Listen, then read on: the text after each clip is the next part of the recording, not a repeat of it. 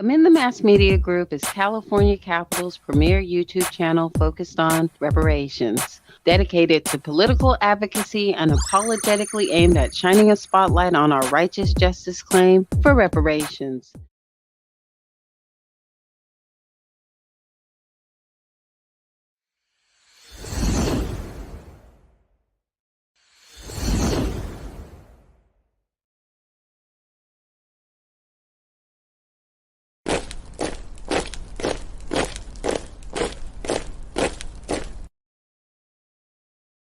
I'm Jay from 6 Zeros, and I'm here on Amend the Mass Media.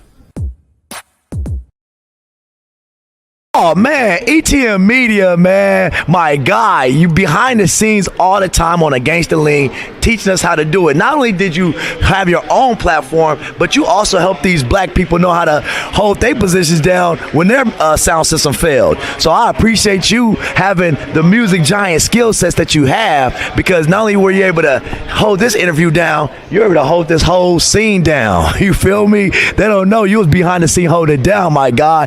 Much respect to you. Keep on being great.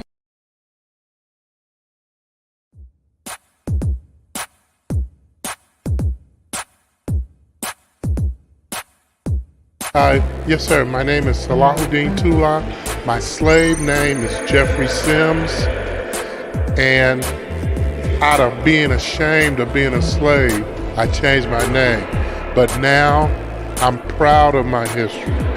And I want to thank Emin, the Mass Media Group, for the process of recording history, because some people have a different learning style. So I appreciate the videos because I can actually see what people are saying in comparison to reading what they're saying.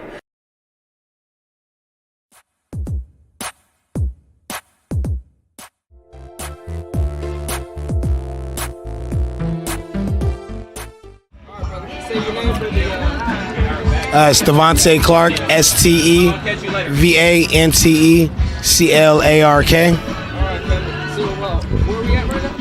We're at the second annual Broadway International Festival here on Broadway between 16th and 19th Street.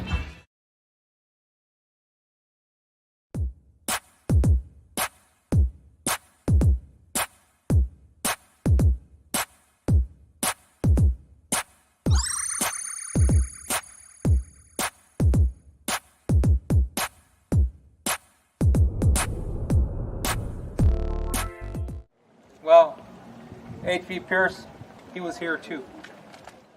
My name is Gaynell Johnson. My birth name is Gaynell Burgess.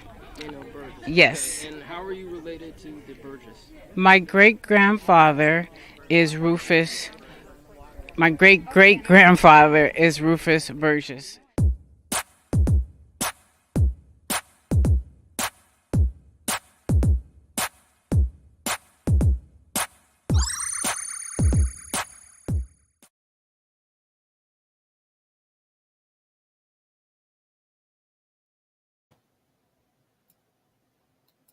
Did you ever think what it would be like traveling along in an open car without a windshield? Boy, you wouldn't go very far before you got all splattered with mud. And you'd have to keep your eyes closed so as not to be blinded by the dust. Well, when you're traveling along in life, Rangers, common sense acts as a pretty important windshield. It lets you see where you're going.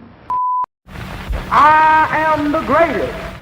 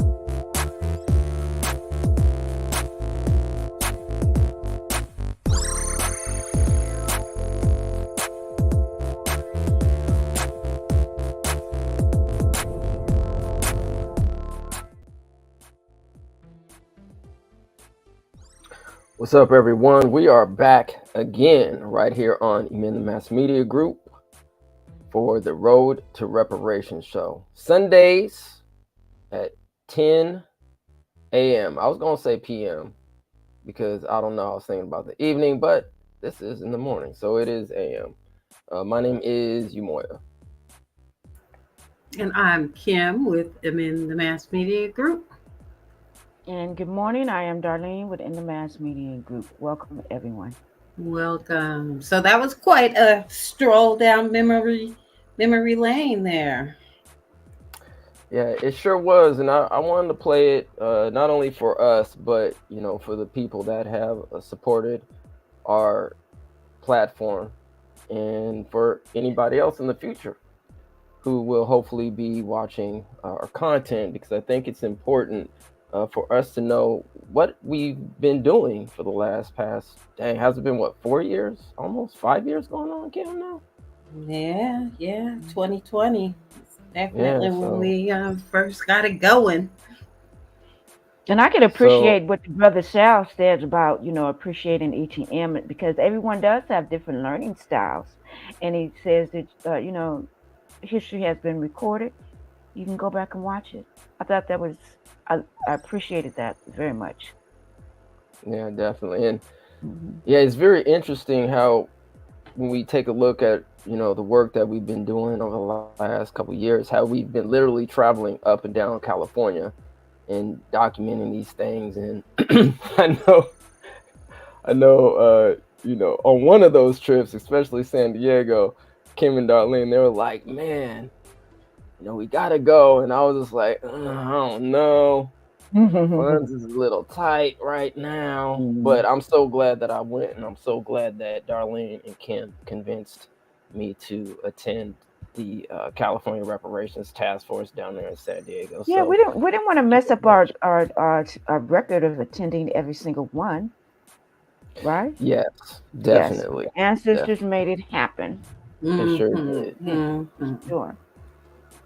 All right. So speaking of traveling up and down the state, reparationsnow.com. That's reparationsnow.com to get full access.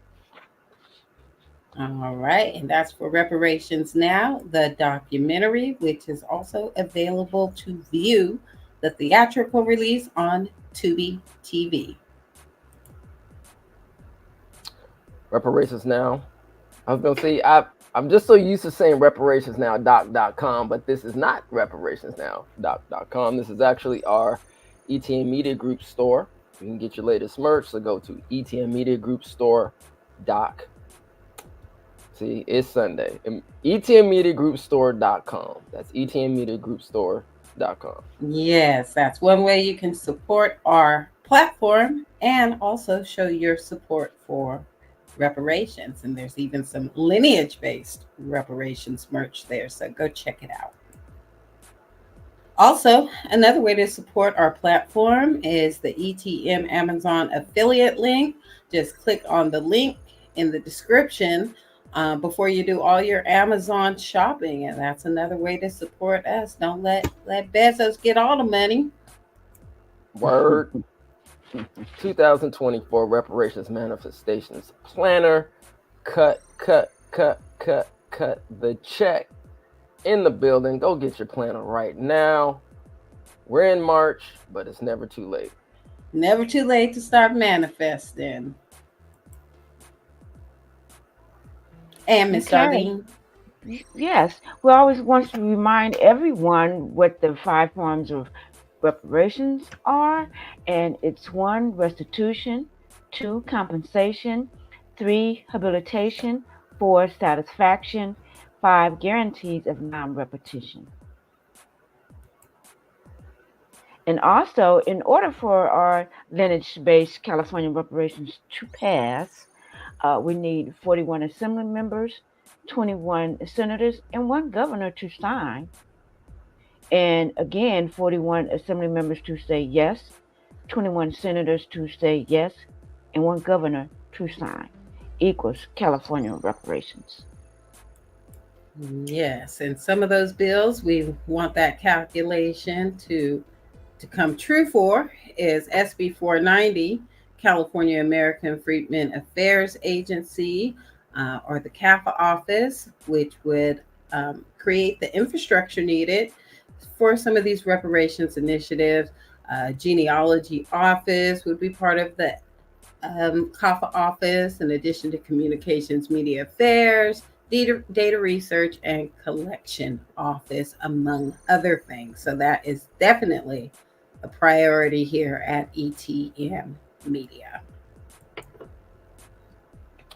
And if those who have not yet seen the interview that we did with our good brother Sonny Bland, who is the son of the great Bobby Blue Bland, Mr. Blues himself, please go check that out right now on our YouTube page. So yeah, I want to thank him for giving us the time and opportunity to interview him. It was actually a very informative and productive interview. So shout out to one of the blues legends, Bobby Blue Bland, one of the legends. Yeah. Okay, so what we came here for, this is our fourth show going over the CLBC, that's California Legislative Black Caucus Reparations Priority Bill Package. We are in the home stretch of that, finishing up the 14 priorities. So let's get started with AB 280, segregated confinement.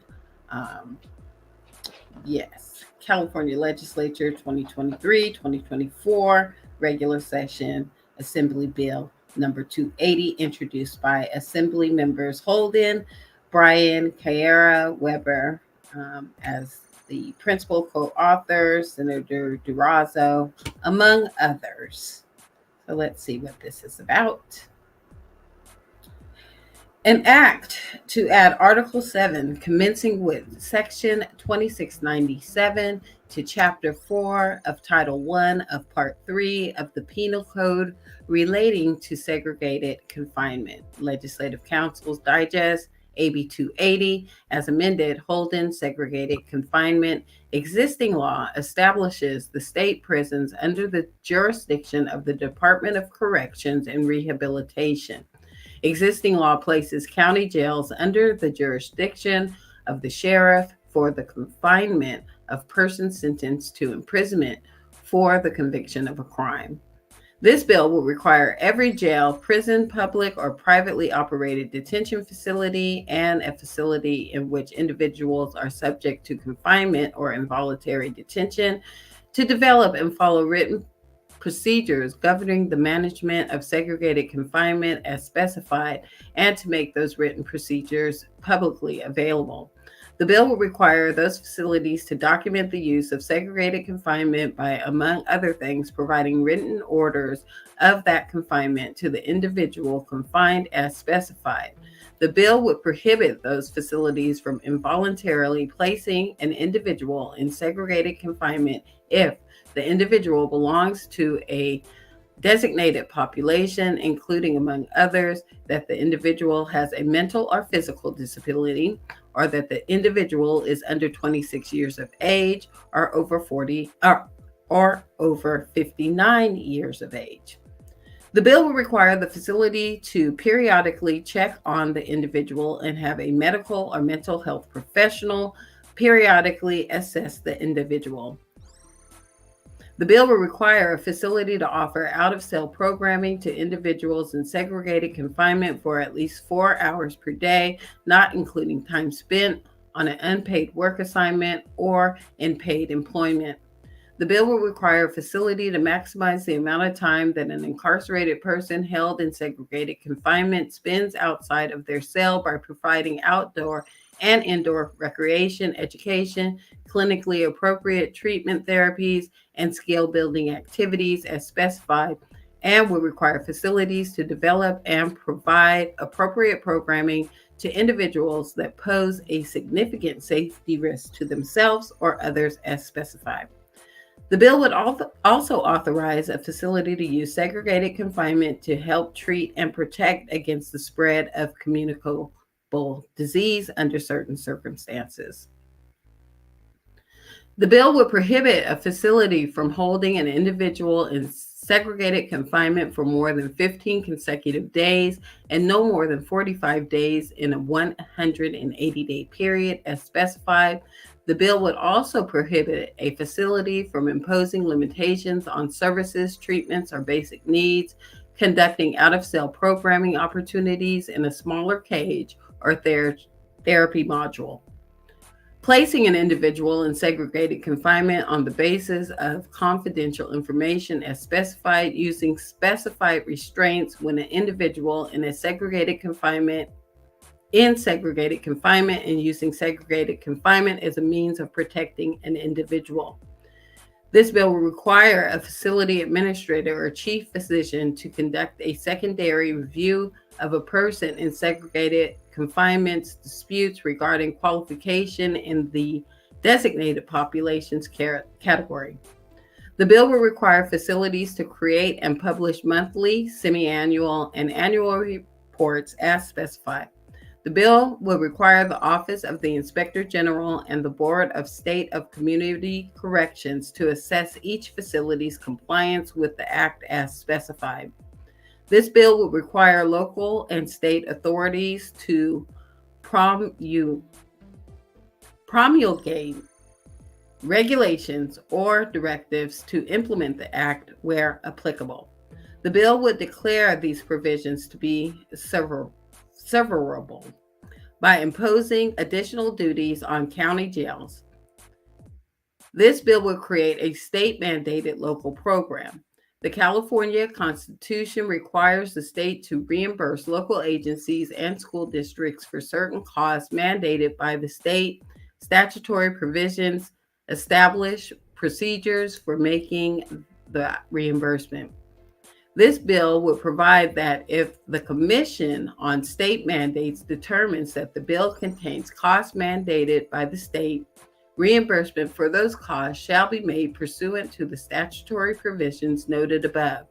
Vote: majority, appropriations no, fiscal committee yes, local program yes.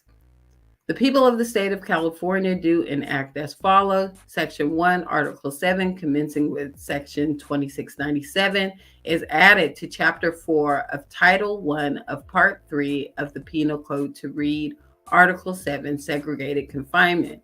2697, for the purposes of this article, all the following terms have the following meanings. A, facility means any of the following facilities in California. 1, private detention facilities. 2, jails and prisons. Hey, Ken, you want me to jump in for you? Or are we good? Oh, yeah. Would be appreciated. Cool. 3, detention facilities. Take it away. All right, let's do it. B, quote, detention facility, end quote, means a facility in which persons are incarcerated or otherwise involuntarily detained or confined for purposes of execution of a punitive sentence imposed by a court or detention pending a trial, hearing, or other judicial or administrative proceeding. C, quote, private detention facility, end quote, means a detention facility that is operated by a private, non-governmental, for-profit entity and is operating pursuant to a contract or agreement with a local, state, or federal government entity. D, 1, segregated confinement, quote, unquote, means the confinement of an individual in a cell or similarly confined holding or living space alone or with other individuals with severely restricted activity, movement, or minimal or no contact with persons other than custodial staff for more than 17 hours per day. 2, segregated confinement is determined by time spent in a cell in contact with persons other than custodial staff. 3, segregated confinement does not apply to extraordinary emergency circumstances that require a significant departure from normal institutional operations, including a natural disaster or facility-wide threat that poses an imminent and substantial risk of harm. This exception applies for the shortest amount of time needed to address the imminent and substantial risk of harm. E, quote, designated populations, end quote, means any person who is 25 years of age or younger. not including persons protected by Section 208. I think that's a period, right? Yeah. 3 of the Welfare and Institutions Code, is 60 years of age or older, is with a mental or physical disability as defined in Section 12926 of the Government Code, is pregnant, is in the first 8 weeks of the postpartum recovery period after giving birth, or has recently suffered a miscarriage or terminated a pregnancy. F, medical professional, quote unquote, means a licensed physician, physician assistant, or nurse practitioner. Mental health professional, quote unquote, means someone who makes mental health evaluations and is a licensed psychiatrist, psychologist, licensed clinical social worker, licensed marriage and family therapist, licensed professional clinical counselor, or an advanced practice nurse or clinical nurse specialist with a specialty in psychiatric nursing. 26972-2A. Every facility shall develop and follow written procedures governing the management of segregated confinement that also meet the standards of care of the type of facility, and shall make those written procedures publicly available. B. Every facility shall document the use of segregated confinement, including but not limited to, through all of the following procedures. 1A.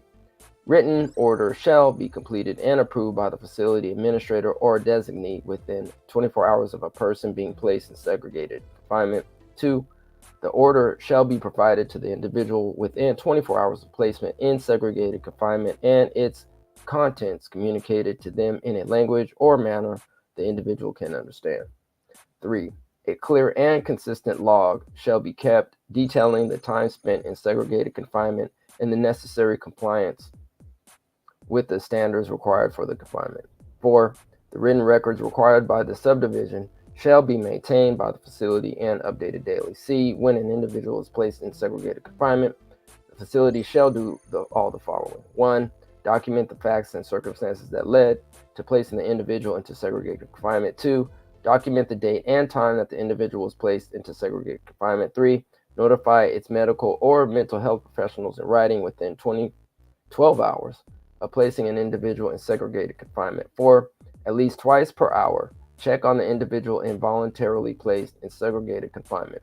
If the individual is demonstrating unusual behavior or has indicated suicidality or self-harm, the facility shall monitor the individual every 15 minutes or more frequently, unless a medical or mental health professional recommends more frequent checks. 5. Every 24 hours, have a medical or mental health professional assess the individual's involuntary placed in segregated confinement, and have a mental health professional assess the individual every 48 hours for ongoing placement in segregated confinement. 6. Provide the individual a clear explanation of the reason they have been placed in segregated confinement, the monitoring procedures that the facility will employ to check the individual, and the date and time of the individual's next court date, if applicable.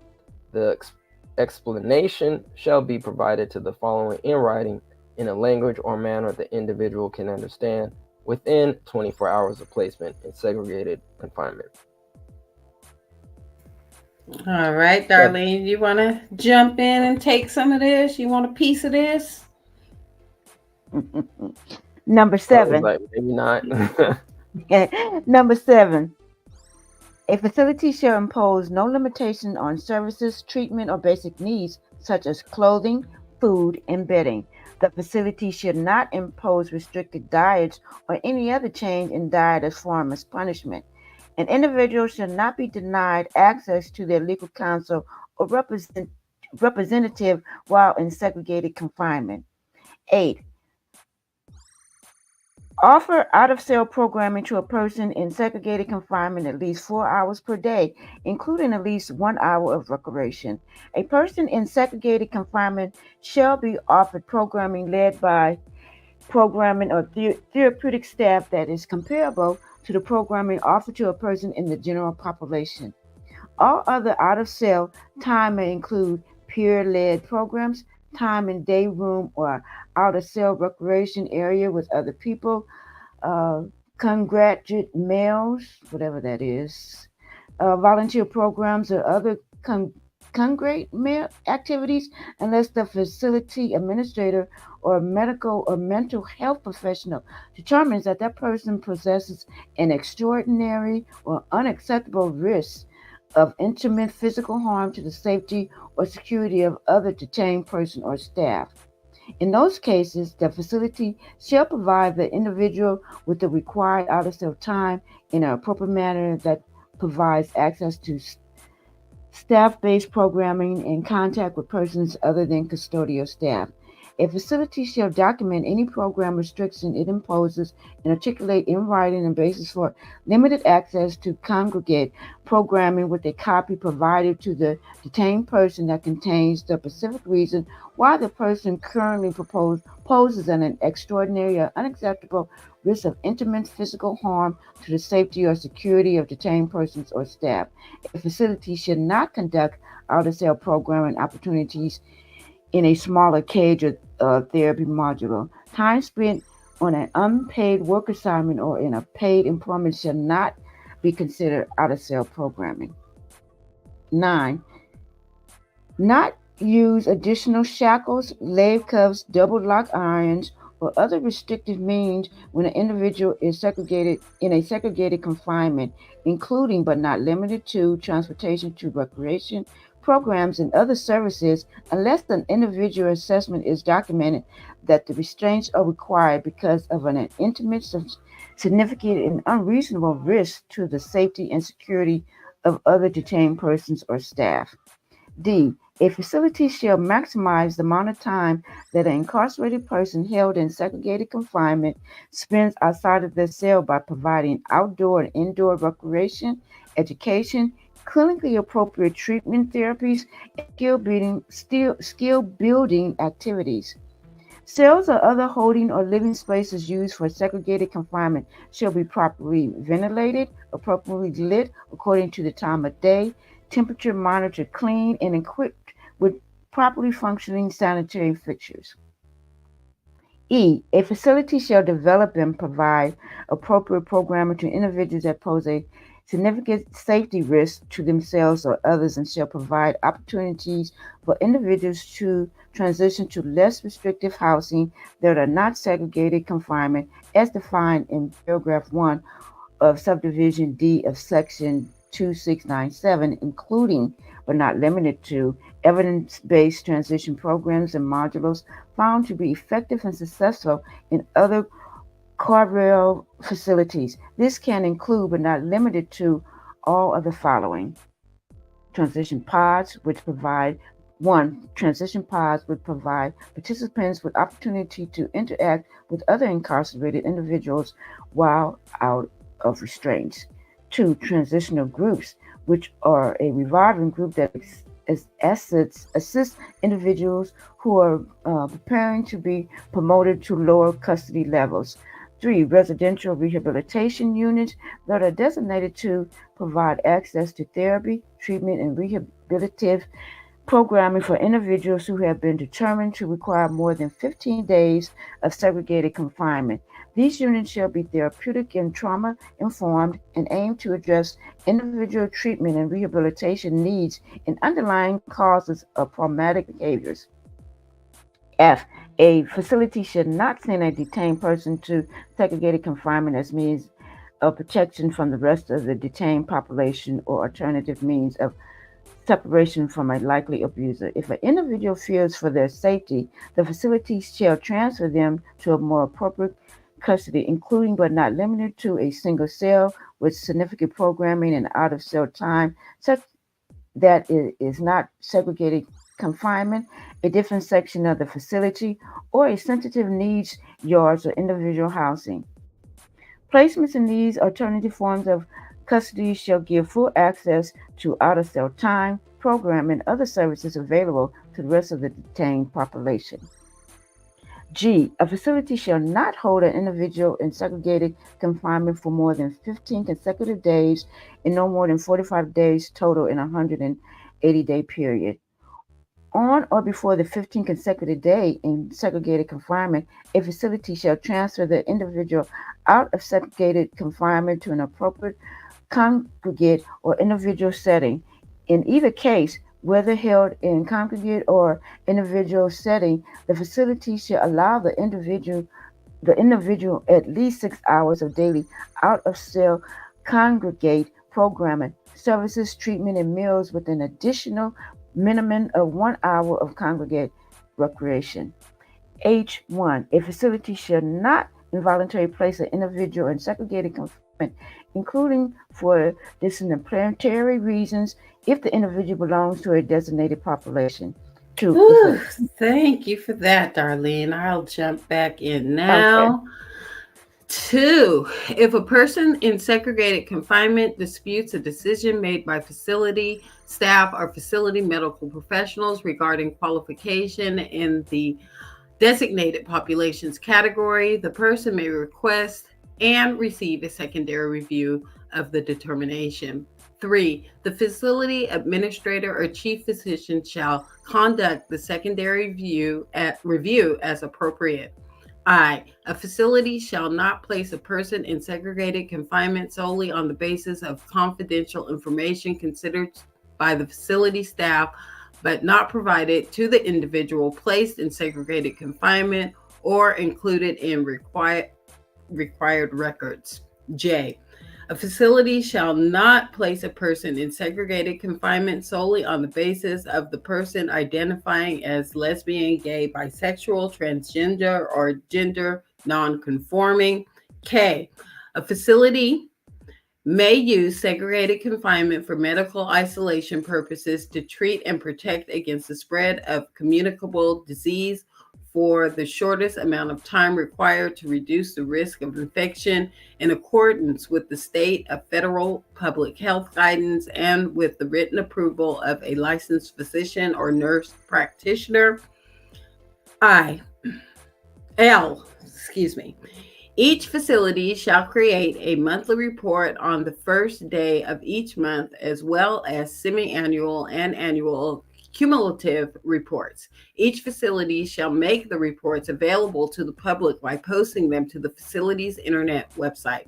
The report shall include the total number of individuals held in segregated confinement in the prior months and data pertaining to individual in segregated confinement, including but not limited to age, race, gender, and number of days in segregated confinement.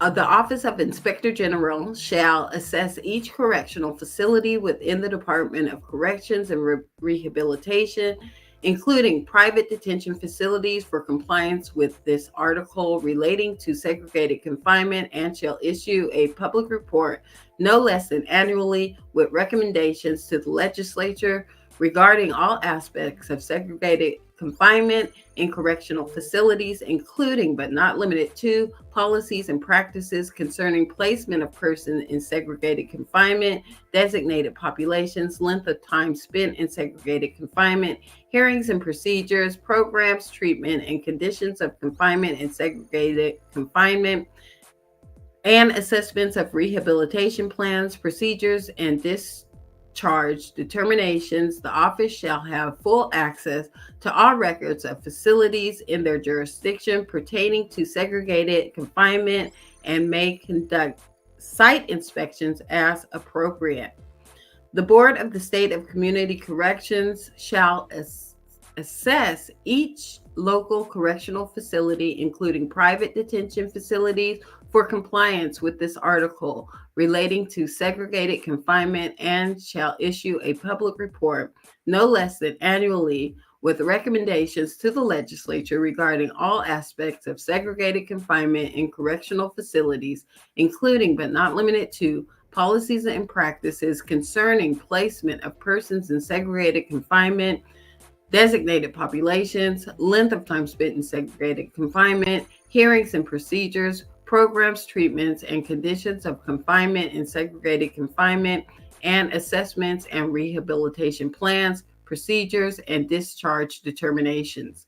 The board shall have full access to all records of facilities in their jurisdiction pertaining to segregated confinement and may conduct site inspections as appropriate. Umoya, would you do me a major and finish it up? So you're gonna hand off the baton, huh? I am. You are the last leg. All right, the anchor leg. Here we go. Let's see here. Are we off? We're on 0, yes? I believe that's O. Is that O? Thank you.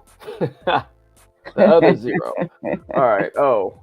Local and state authorities shall promulgate regulations or directives implementing this article where applicable. B. This section does not remove or reduce the requirements on healthcare facilities contained in sections 70577, 71545, 72407, 72409, 72411, 72413, 73403, 73405, 73470, and 73409. Jesus! Sorry. Of Title 22 of the California Code of Regulations. All right. 2697.7a. The provisions of this article are severable if any part of this article is declared invalid or unconstitutional. That declaration shall not affect the part which remains. B. Nothing in this article shall be construed as mandating construction. A facility may repurpose existing space to accommodate out-of-cell time and programming for individuals so that it can be accomplished in a safe and humane manner. A facility may redesignate existing facilities and cells to comply with this article. C. Nothing in this article shall be construed as eliminating the use of individual housing when reasonable, appropriate, or required, including when that housing is requested by an individual and deemed appropriate. D. No provision of this article shall be construed as requiring a facility to replace an individual in the general population or congregate housing once they reach the 50-day limit on segregated confinement in subdivision G of section 2697.2. The facility shall seek to place the individual in appropriate housing, including but not limited to individual housing with adequate programming and support in order to ensure the safety and well-being of the individual as well as other individuals in the facility and staff. Section 2, if the Commission on State Mandates determines that this act contains costs mandated by the state, reimbursement to local agencies and school districts for those costs shall be made pursuant to Part 7, commencing with Section 17500 of Division 4 of Title 2 of the Government Code. Well, that was quite a mouthful. Yeah, that was quite thorough. But it wasn't reparations. But it is not reparations. Although not at all. Although they talk about specific groups not being put into segregation. What term are they using? I mean, we know it as solitary confinement, but politically correct, it is segregated confinement. They talk about the designated groups the designated group, such as identifying as lesbian, gay, bisexual, transgender, or gender non-conforming. In the one whole, that's cool because you don't get to be treated differently. But then on the other hand, I have to look at it and think about all the Black political prisoners that have spent years and years and years in solitary confinement, and we were not even mentioned here. They were put in solitary confinement because of their political views. And it's not even mentioned here, so that's problematic for me. Yeah, that's actually a great point. I think it's on the screen now. J, a facility. Is that the one you're talking about? Yes, J, page 5. Well, I'm looking at a printed copy here, page 5.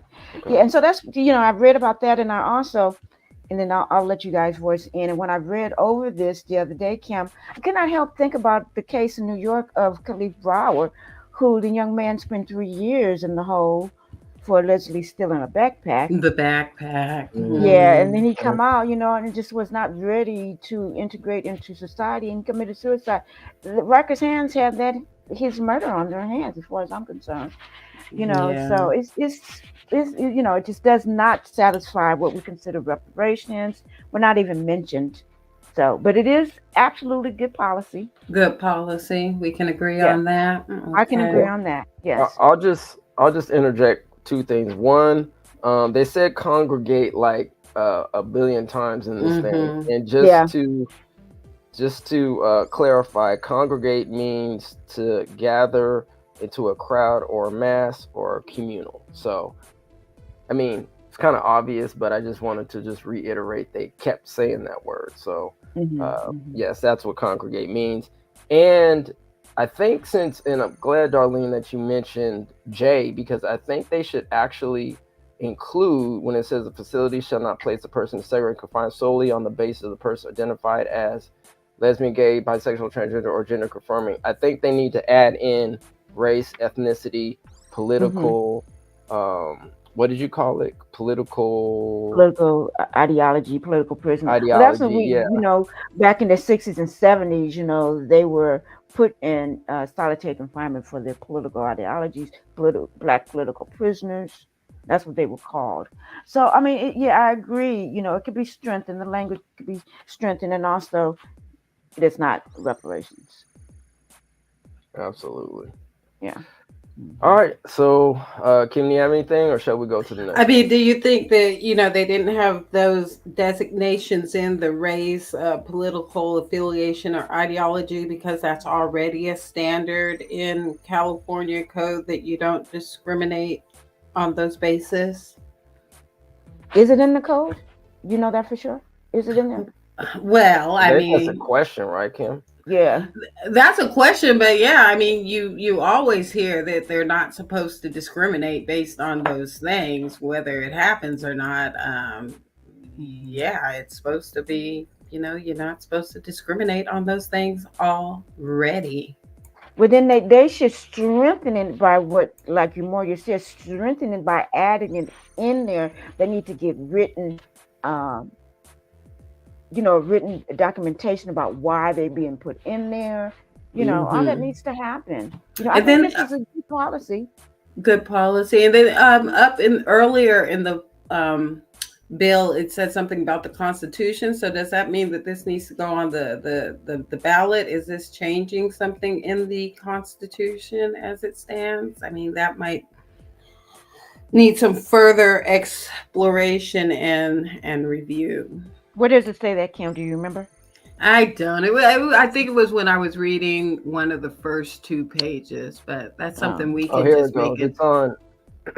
It says the California Constitution requires the state to reimburse. Is that what you're talking about? Yeah, maybe. Mm-hmm. Okay, so it's just saying what the Constitution is requiring reimbursement of these costs. Okay, all right. Well, yeah, so we can move on from that, but that is 280 introduced by AB to. Oh wait. Oh, AB. That was AB 280 introduced by Assemblymember Holden. Yep. All right, and I think this is me too. No pun intended. And I believe this wraps up. This is going to wrap up our priority bill recap and rundown. So let's get into it. AB 2862, licenses, African American applicants, introduced by Assemblymember Gibson, February 15th, 2024. So it appears this is brand spanking new legislation. An act to add Division 1.1, commencing with Section 473 to the Business and Professions Code relating to professions and vocations. Legislative Council Digest. AB 2862, as introduced, Gibson licenses African American applicants. Existing law prescribes requirements for licensure and regulation of various businesses and professions, including healing arts and real estate businesses and professions, by various boards, bureaus, commissions, committees, and departments. This bill will require boards to prioritize African American applicants seeking licenses under these provisions, especially applicants who are descended from a person enslaved in the United States. The bill would define various terms for these purposes. Vote majority, appropriation no, fiscal committee yes, local program no. The people of the state of California do enact as follows. Section 1, Division 1.1, commencing with Section 473, is added to the Business and Professions Code to read Division 1.1, prioritization of licenses. 473 A, for purposes of this division, 1. Board includes bureau, commission, committee, department, division, examining committee, program, and agency. 2. License includes certificate, registration, or other means to engage in a business or profession regulated by this code. B. Notwithstanding any other law, a board shall prioritize African American applicants seeking licenses, especially applicants who are descended from a person enslaved in the United States. And that's that. That's pretty short, sweet, and simple. And I might actually have to maybe classify this as potential reparations. At least they have some lineage specific language in here. Yeah, I mean, this is a good start. I mean, is it going to help everybody in the community? Right. Probably not. But I think if we go back to, do we have the slide, Kim, of the reparations, the compensation? Let's go back here. Yes, Yeah, we let's certainly see. do. We absolutely do. The litmus test. The litmus test. Mm-hmm. Restitution, compensation, rehabilitation, satisfaction, guarantees of non-repetition. So, will this restore something? I guess. I guess possibly compensation, but no, I don't think so. No, I mean, it's not direct compensation. Yeah, it's not direct compensation. Not direct compensation, but it is, I guess, some form of compensation. I don't know. No. I don't think so. I would say no, but who knows? No. Darlene says definitely not. Rehabilitation. Does this fall in the rehabilitation category? Yeah, no. Question. I would need a definition. No. But in terms of to rehabilitate something?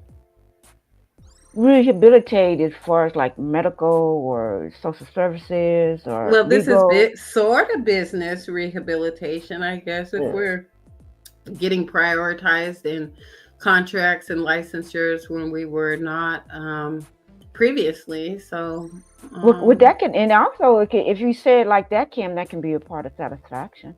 I mean, I just don't think that with this litmus test, it's not a clear cut. It falls into any one of these. Right, they're kind of like a gray area. It's a gray area. Mm-hmm. I think it's needed. I appreciate the lineage language, but this is something. I don't know. I appreciate the language. Mm-hmm. Guarantees of non-repetition. I mean, it's a guarantee not locking us out and putting us at the back burner in the bottom. I mean, possibly. Yeah, possibly. I don't know. So, I mean, this is a good start. Yeah, it definitely has a lineage-based language, right? So that is something there. And as promised, that is our wrap up of the 14 priority bills that the California Legislative Black Caucus has put forth in their reparations package. I said that we would do a brief review of what we think can fit in the reparations bucket. So why don't we do that? I'm looking at our sheet, but we'll just keep the forms up, so you guys follow along with me here. AB 1929, which was introduced by McKinner, that is the Career Technical Education Data Collection. If we could just have a quick vote, roll call on whether y'all thought that was reparations or not. I'll start. No. No. Oh, that was McKenna, right? Yes. The data collection that redacted all the descendant language. Okay. 3 out of 3. Next up, we have McCarty with AB 3131, Education, California Career Technical Education Incentive Grant Program, Strong Workforce Program, priority for applicants in historically redlined communities. I have to say no on that one to reparations as well, due to lack of specific language. No. I vote no. Oh, yeah, no. All right. ACA 7, introduced by Jackson, government preferences, programs, exceptions, which we know is just affirmative action. I'm going to have to say no. No. You said ACA 7? Yeah, to reverse 209. Oh, yeah, no. No.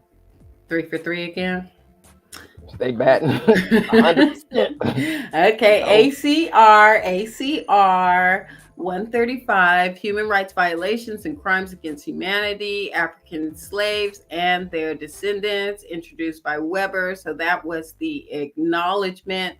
I will say that is a part of reparations. I will give this acknowledgement. You have to acknowledge the harm, in order to repair it, in my opinion. So I will go ahead and lean towards yes, this is part of reparations.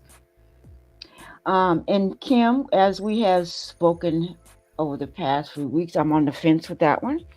And I tie it into one that you haven't brought up yet. I just don't think it goes far enough, pertaining to what the California Reparations Task Force has recommended in their final report. I think that it is cherry picked to be soft, and it just doesn't go far enough for me. So I'm on the fence.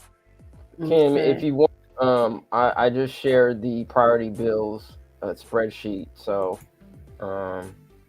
hopefully I did redact some information. So if you want to share the screen, we could do that. Okie dokie. All right. So we do have. Let me see. Let me go back. We ended on ACA. Yeah, I see your highlights. We ended on ACR 135 in Europe, Yamoya. What do you think? Oh man, I'm kind of like with Darlene. I think an apology is definitely needed. This is the acknowledgement. The acknowledgement. Okay. The acknowledgement piece. And eventually, I think there's some apology one coming down the pipe. Yeah, that's Joan Sawyer. I think has that happened yet or no? I think it's going to be the upcoming hearing. I think maybe for the apology. So as far as AC 135, I mean, if we go back to the litmus test. Oh, back to the litmus test. Okay. It's hard because technically this doesn't pass. You're not satisfied. Not satisfied. Nah, it just says, okay, we acknowledge that we're culpable in these crimes against humanity.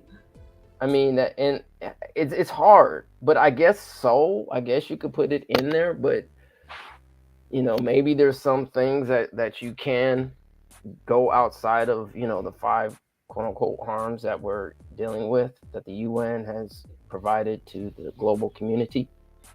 So yeah, I'm on the fence, but if somebody said, Yamoya, would you consider this part reparations? I'd probably say yes. Okay, so we can get to the reparations. Like I said, they're just acknowledging and they are identifying the group that they're acknowledging the harms to. So I will give them a soft yes. A soft yes Definitely on soft that. yes. All right, so let's move on. AB 1815, also Weber, discrimination, hairstyles, amateur sports organizations. I will say no. No. Nope. All right, moving on.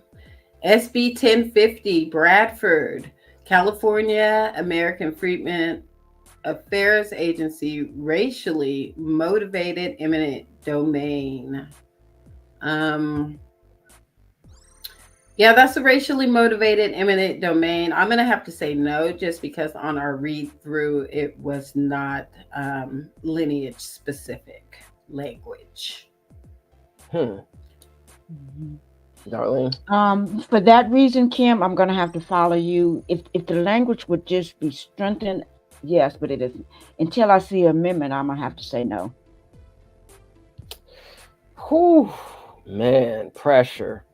I do like the California American Freedmen Affairs Agency as well. I like that. I mean, I don't even know why that's there. I know associated with 1050. I mean, so yeah, so I will probably have to go with you, Darlene and Kim, and say until the language has been amended, has been strengthened, then currently. No. Right. And I talked about this on my interview, KBLA interview with Dominique DePrima. Shout out to Dominique. On Friday. And, basically, we can all agree that this is good policy. But, as far as being officially named reparations, I just can't say that without the lineage specific language. All right. Next. AB 3089, Joan Sawyer. Here we are with the apology. Again, I would have to say that an apology acknowledgement is part of reparations, just because you need to admit the harms and,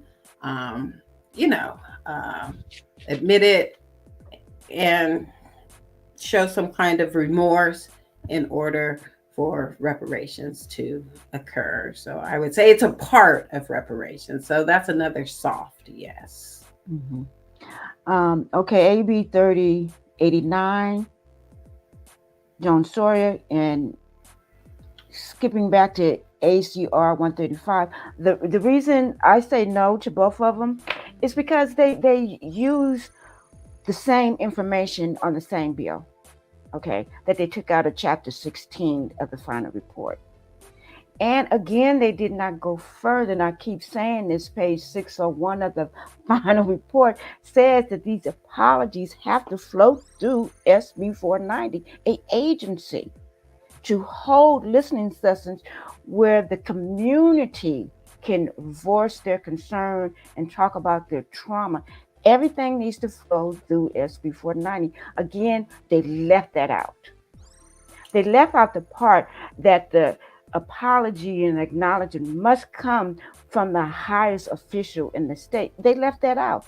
They left out the part that the apology must contain and be representative by the community. They just left that out. So I'm just going to say no. When you put it that way, Darlene, it is a very weak apology. It's very weak. And they use the same information on both bills. I don't have the bills in front of me, but I went through, like, just for instance, AB 3089, they used about 6 incidents that they found in chapter 16. Well, ACR 135 used the same one. So what did you do for descendants who descend from chattel slavery? Nothing. You did nothing. You picked up the same verbiage and stuck it in 2 different bills. No. Yeah, I'll roll with you, Darlene, and I believe Kim is now changing her vote. Yeah.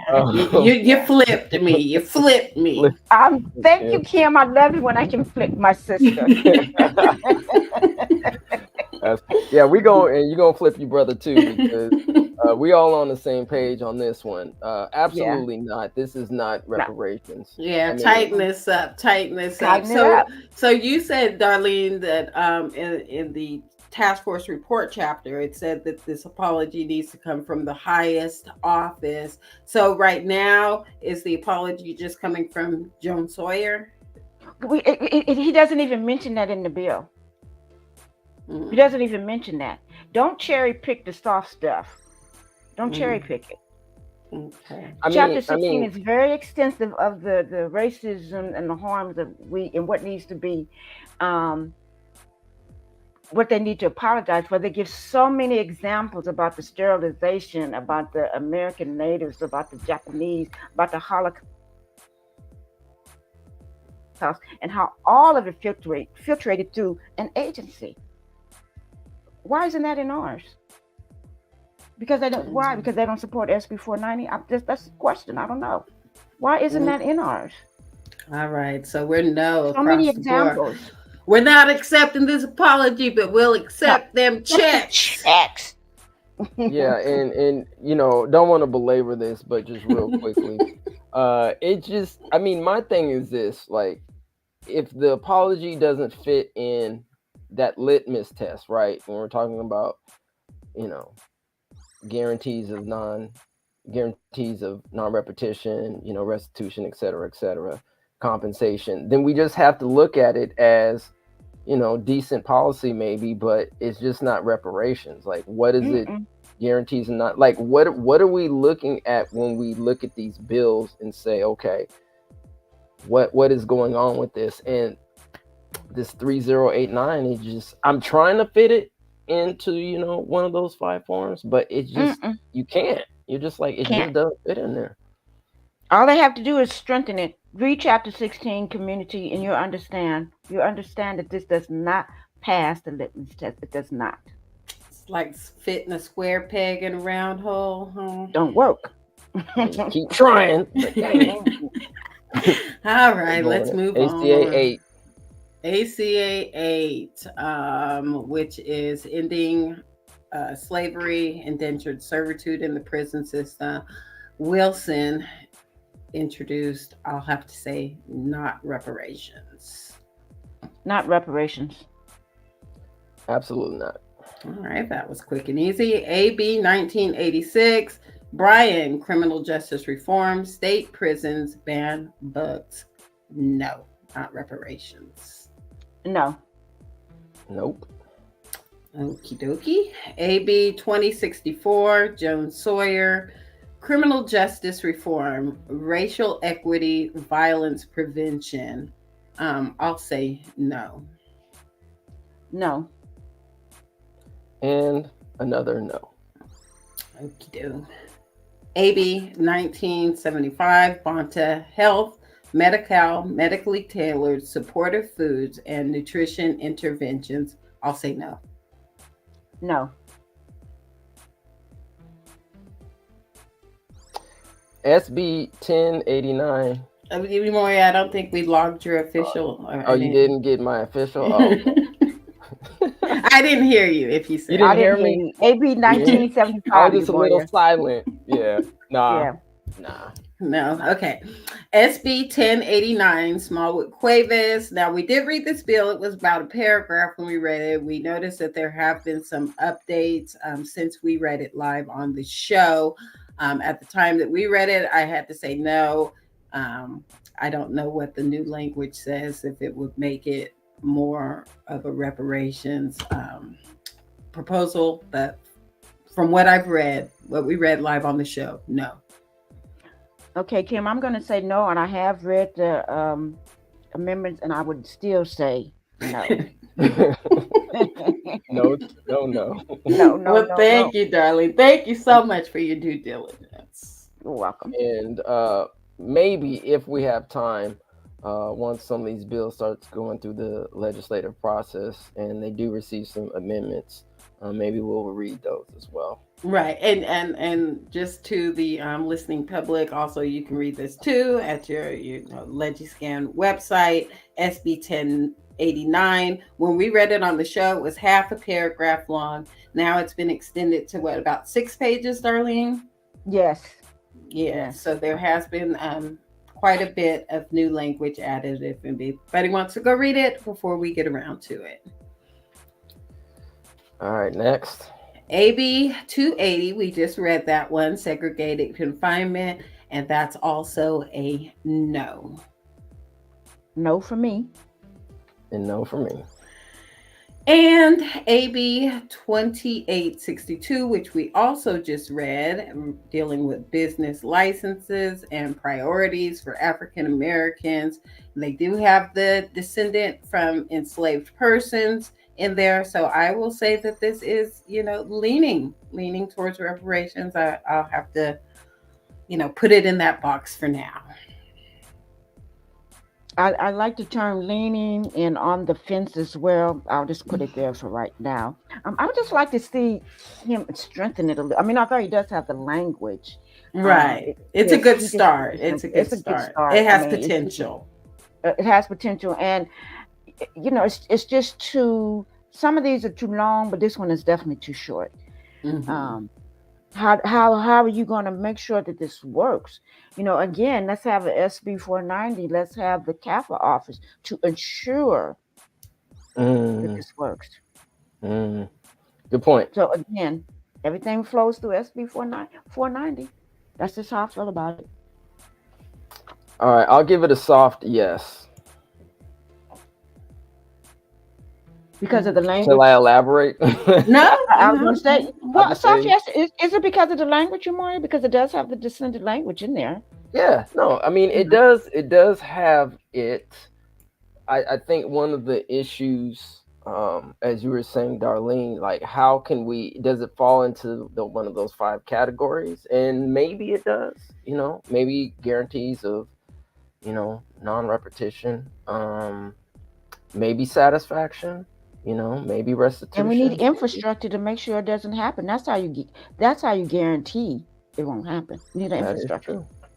Mm-hmm. All right. Well, that's our roundup on the 14 priority reparations package priority bills from the CLBC.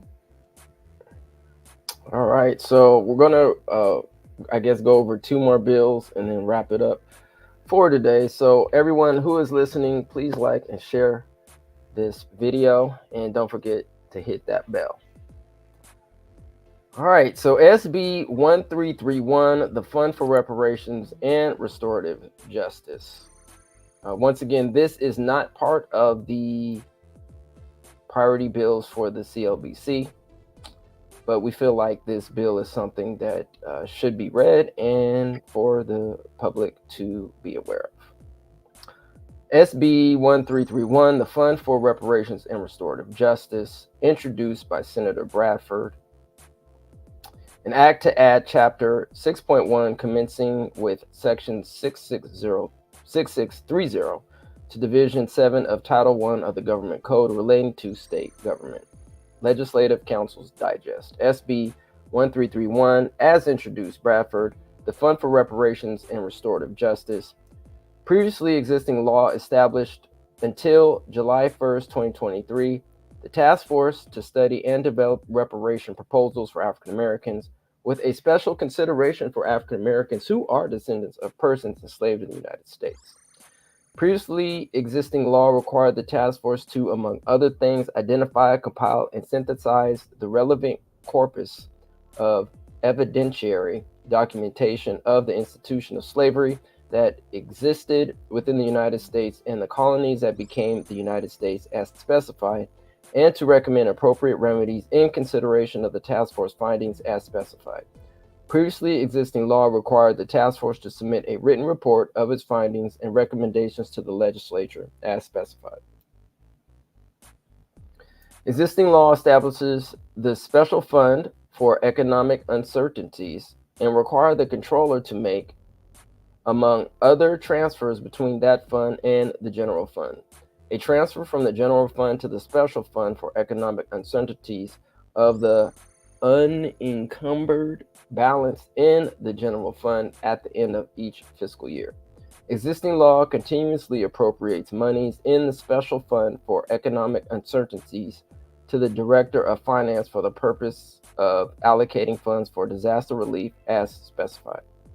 The bill would establish the Fund for Reparations and Restorative Justice in the state treasurer for the purpose of funding policies that indemnify African American descendants of a chattel enslaved person or descendants of a free black person living in the United States prior to the end of the 19th century.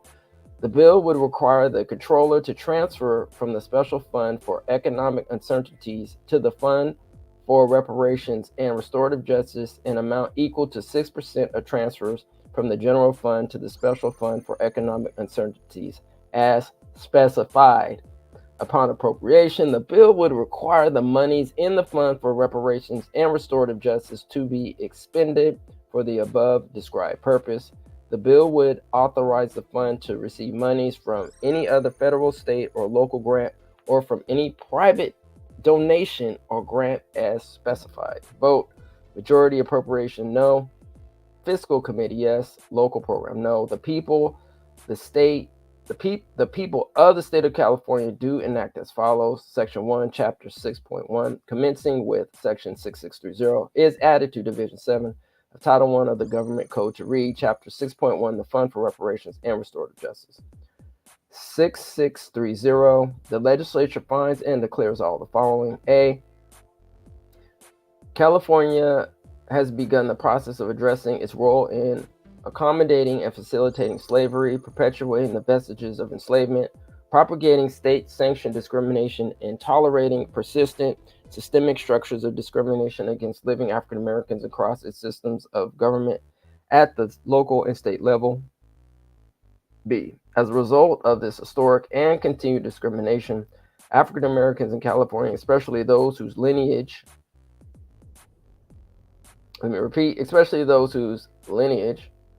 can be traced to an enslaved person, continue to suffer economic, educational, and health hardships that have prevented them as a people from achieving equality. C, in order to maintain slavery, government actors adopted white supremacist beliefs and passed laws to create a racial hierarchy and control enslaved and free African Americans. D, after the end of slavery, although the federal Constitution recognized African Americans as citizens on paper, the government failed to give them the full rights of citizenship and failed to protect them from widespread terror and violence. E, along with a dereliction of the United States duty to protect its African American citizens, direct federal, state, and local government actions continue to enforce the racist lies created to justify slavery. These laws and government-supported cultural beliefs have since formed the foundation of innumerable modern laws, policies, and practices across the nation. Even after the abolition of slavery, its badges and incidents remain embedded in the political, legal, health, financial, educational, cultural, environmental, social, and economic systems of the United States of America. Racist, casteist, untrue, and harmful stereotypes created to support slavery continue to physically and mentally harm African Americans today. Without a remedy specifically targeted to dismantle our country's racist foundations and heal the injuries inflicted by colonial and American governments, the quote, badges and incidents of slavery, quote, end quote, will continue to harm African Americans in almost all aspects of American life. The legislature recognizes and accepts responsibility for all of the harms and atrocities committed by representatives of the state who promoted, facilitated, enforced, and permitted the institution of chattel slavery and its legacy of ongoing badges and incidents of slavery that form the systemic structures of discrimination.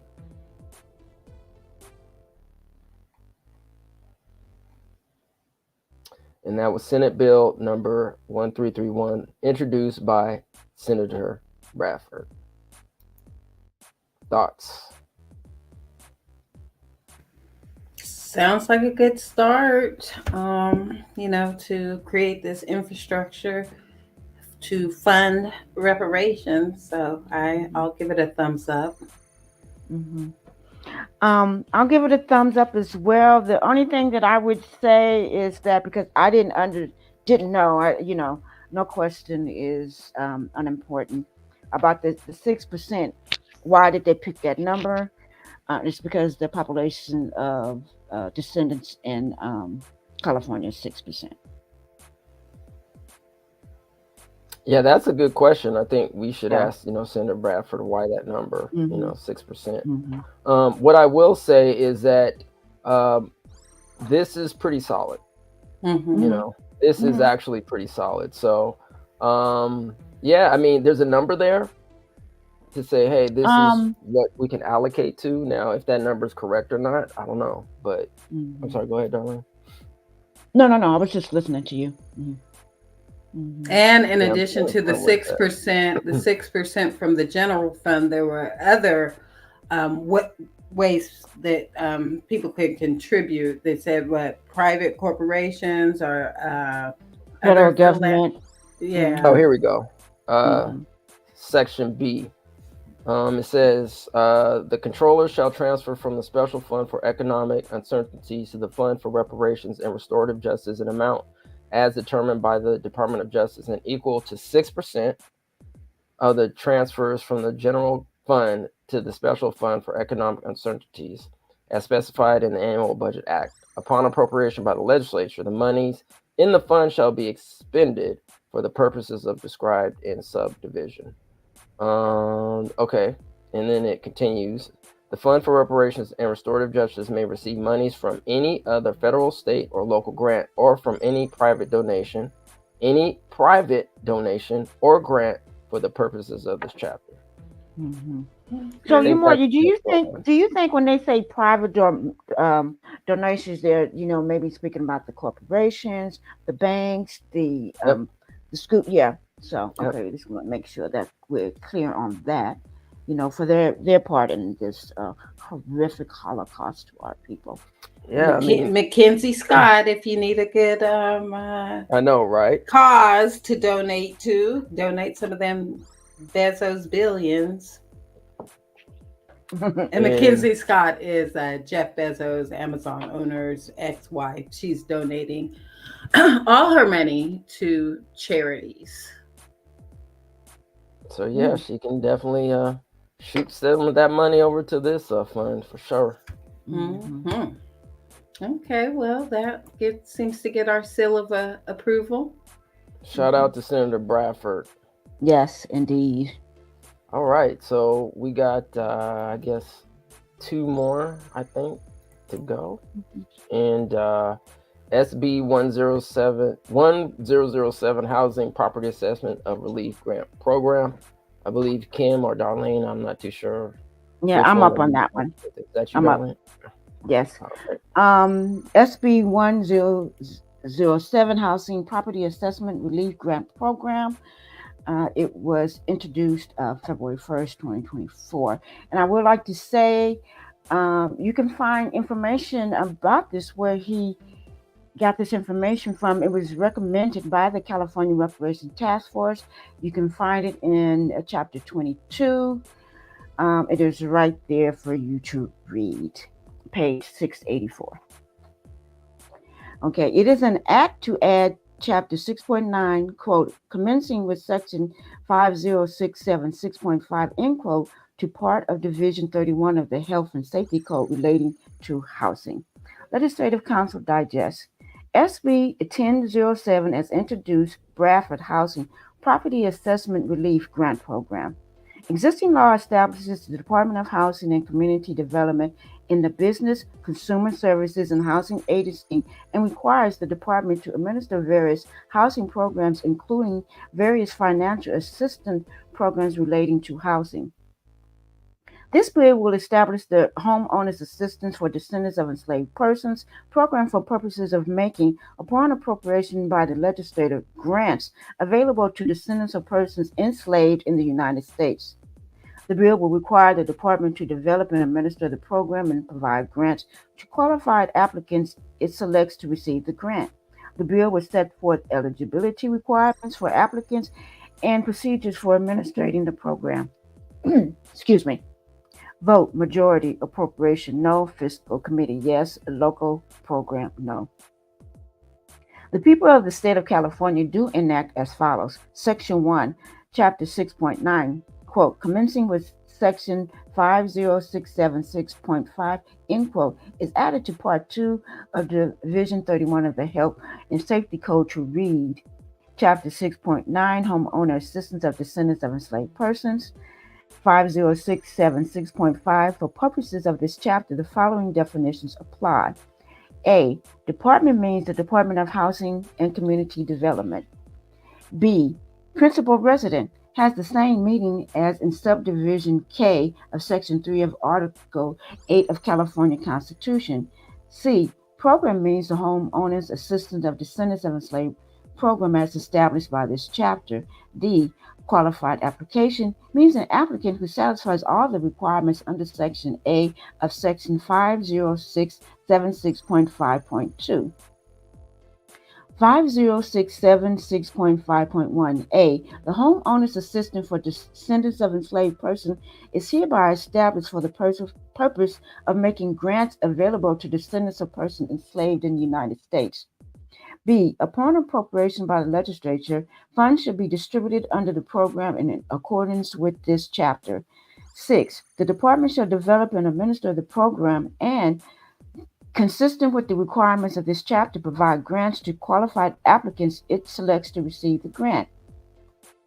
50676.52. A person shall be considered a qualified applicant eligible to receive a grant pursuant to this chapter if the person currently lives in the state and is a descendant of a person enslaved in the United States.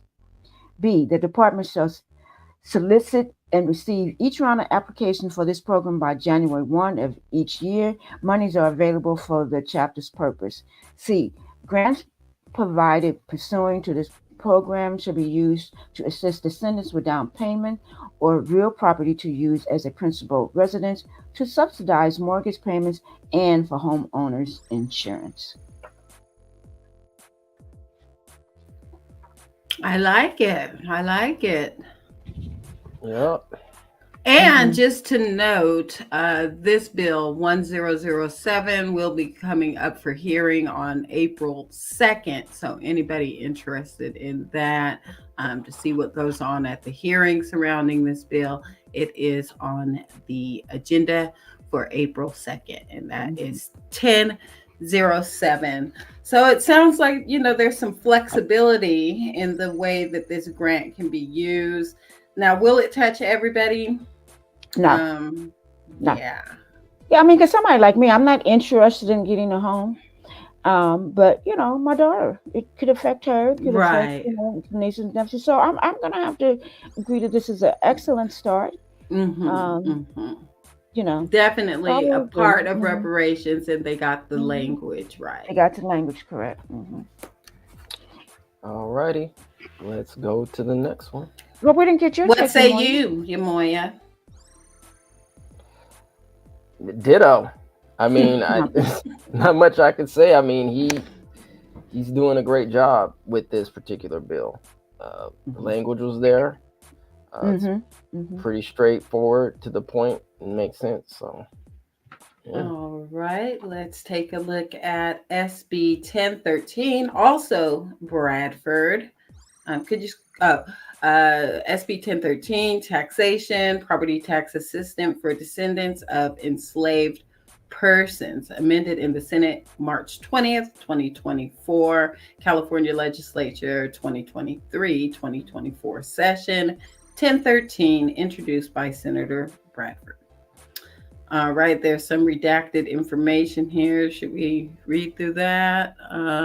An act to add chapter 6.9, commencing section 50679 to part 2 of division 31 of the Health and Safety Code relating to housing. So that was redacted, but we do have an act to add part 10.8, commencing with section 21100 to division 2 of the Revenue and Taxation Code relating to taxation.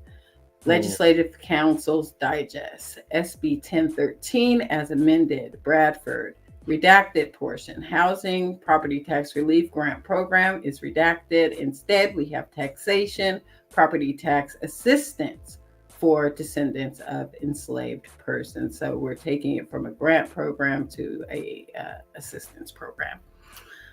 There's some more redacted information if y'all are interested. Existing law establishes the Department of Housing and Community Development and the Business Consumer Services and Housing Agency and requires the department to administer various housing programs, including various financial assistance programs related to housing. That's redacted. And what we do have, the Gonzalez Decumajon okay. Petrus Senior Citizens Property Tax Assistant Law authorizes individuals who meet specified criteria, including that they are either to be 62 years of age or older, or blind or disabled as defined, to file with the Franchise Tax Board a claim for assistance. The law authorizes assistance in the amount equal to a percentage determined as provided of either the property taxes accrued and paid by the claimant on their residential dwelling, or with respect to a claimant renting their residence, the applicable statutory property tax equivalent.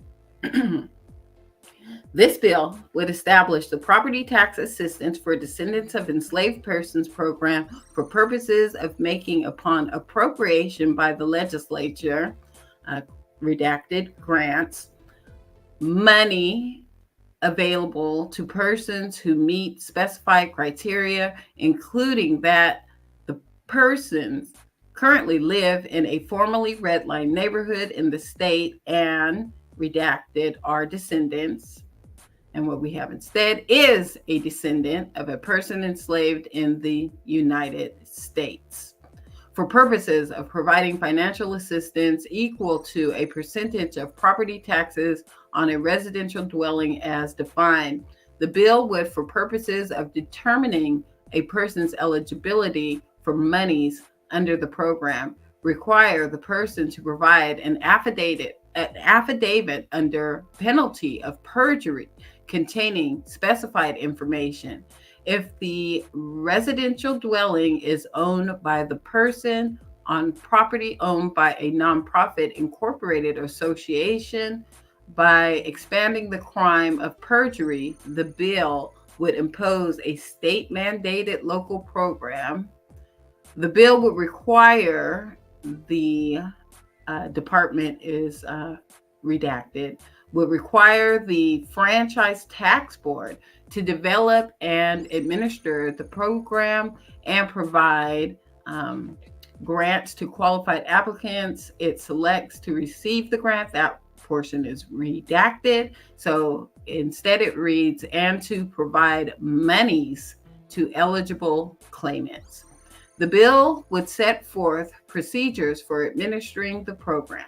The California Constitution requires the state to reimburse local agencies and school districts for certain costs mandated by the state. Statutory provisions establish procedures for making that reimbursement. This bill will provide that no reimbursement is required by this act for a specified reason. Vote majority, appropriation no, fiscal committee yes, local program yes. Yeah. Kim, I'll take it over, and then Yamora can give us the honor of taking us home. So I'll read this part here. Alrighty. Okay. The people of the state of California do enact as follows. Section 1, Part 10.8, quote, commencing with Section 21100, end quote, is added to Division 2 of the Revenue and Taxation Code to read Part 10.8, Property Tax Assistance for Descendants of Enslaved Persons. 21100, this chapter shall be known and may be cited as the Property Tax Assistance of Descendants of Enslaved Persons, quote, end quote. 21101, for the purpose of this part, the following definitions apply. A, claimant means a person who satisfies all the requirements under Section 21101.2.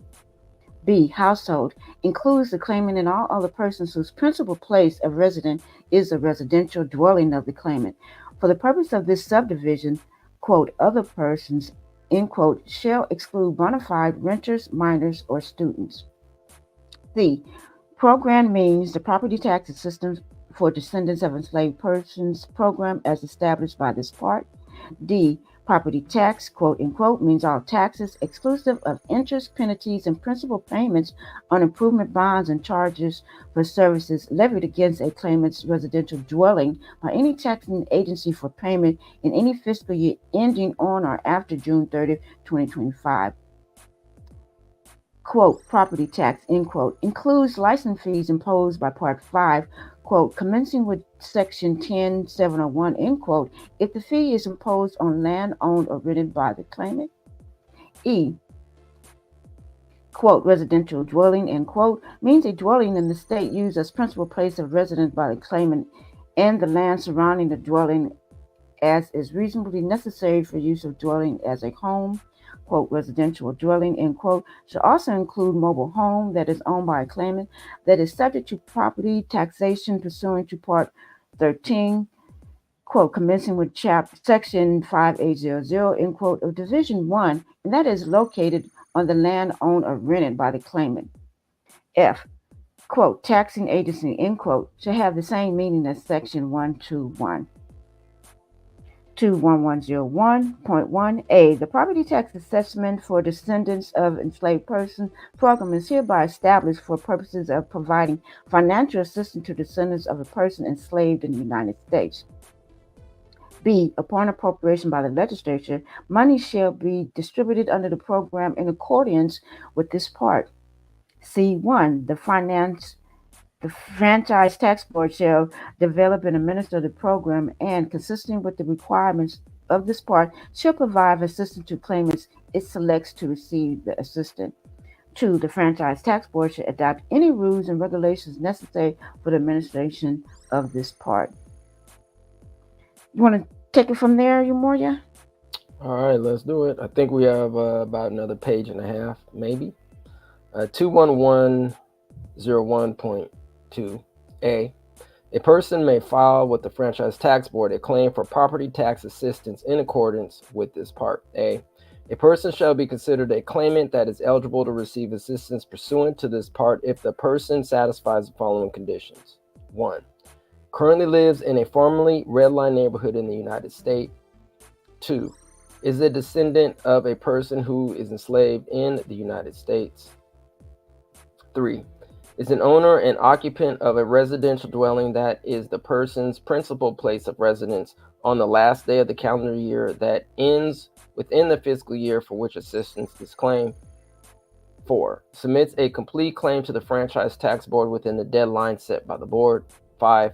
If requested by the Franchise Tax Board, submits the following. A. If the person is requesting assistance related to property taxes on a residential dwelling purchase pursuant to an unrecorded contract of sale, a copy of the contract or other evidence to establish the fact of the purchase or change of ownership. B. If the residential dwelling is owned by the person or on property owned by a nonprofit incorporated association, an affidavit under penalty of perjury containing sufficient evidence to support such ownership and the person's obligation to pay a pro rata share of the property tax levied against the nonprofit incorporated association's property.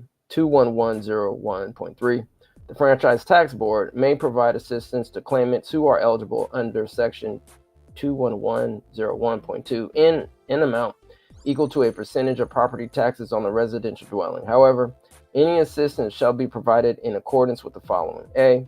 Assistance shall be provided only for property taxes for the fiscal year in which the claim for assistance is made under this part. B. Notwithstanding any provision of this part, when a residential dwelling is owned by two or more persons as joint tenants or tenants in common, and one or more of those persons is not a member of the claimant's household, the claimant may only receive property tax assistance with respect to that part of the property tax that reflects the ownership percentage of the claimant and other persons who are part of the household. However, the proration requirement of this paragraph shall not apply to the ownership percentage of any of the following persons. 1. the claimant's spouse or domestic partner. 2, the parents, natural or adopted children or grandchildren of the claimant or the claimant's spouse or domestic partner. 3, the spouse or domestic partner of any person enumerated in paragraph 2. C, assistance shall only be provided with respect to property taxes properly claimed and already paid. D, assistance shall not be provided for claims that are $5 or less. E, only one owner claimant from each household shall be entitled to assistance pursuant to this part each fiscal year.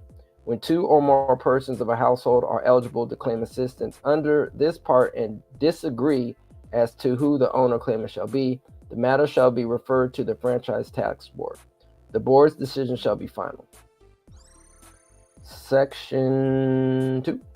No reimbursement is required by the Act pursuant to Section 6 of Article XIIIB of the California Constitution because the only costs that may be incurred by a local agency or school district will be incurred because this act creates a new crime or infraction, eliminates a crime or infraction, or changes the penalty for a crime or infraction within the meanings of Section 17556 of the Government Code, or changes the definition of the crime within the meaning of Section 6 of Article XIIIB of the California Constitution. All right, and so the rest is redacted. Kim, Darlene, do you want me to read that, or should we end it? Well, Moria, I say no because it's redacted, but it doesn't give anything in its place. If you see, it's just redacted. It's just redacted. It's not just like, redacted. Yeah. All right. And so I need to go ahead. Oh, I was going to say also this bill, Senate Bill 1013, also is one of the recommendations by the California Reparations Task Force that can be found in Chapter 22, Policies Addressing Housing Segregation and Unjust Property Takings, on page 684 as well, under Provide Direct Financial Assistance to Increase Home Ownership. So it is there also. Elise Bradford is doing the work and picking up the recommendations from the task force. Thank you very much, sir. Yes, including the language, but it looks like back at the top that there are age eligibility on this. So it looks like it's directed at our seniors. No. But see, Kim, when I first read that, I thought the same thing. But when I reread it, it's the Gonsalves to mention pet risk senior citizen property tax assistance law. So it's a different one. They're using that as a model. That's how I looked at it. It's a different one. It's a different one. Oh, because I was like, hey, raise the roof. They're targeting our seniors. I was going to say, I need to make an appointment with a CAFA agency representative to help me weed through all this because it's a lot. Yeah. No, because I read it. When I first read it, that's the first thing I thought, but it's not. It's just modeling the property tax assessment for descendants of enslaved person after this one. Okay, so we would need to go take maybe a look at that existing policy to, kind of see the comparisons. All right. Thank you for that, Darlene. You're welcome. And I think the only thing that I would probably challenge would be, it's in this, hopefully everyone can see it on the screen. In section 21101.2, it says a person shall be considered a claimant that is eligible to receive assistance pursuant to this part if the person satisfies the following conditions. So the first one says currently lives in a formerly redlined neighborhood in the state. Now, some of us who are descendants may not live in a formerly redlined neighborhood in the state. So maybe they're saying this because maybe this is the most impacted individuals that could probably receive this property tax assistance.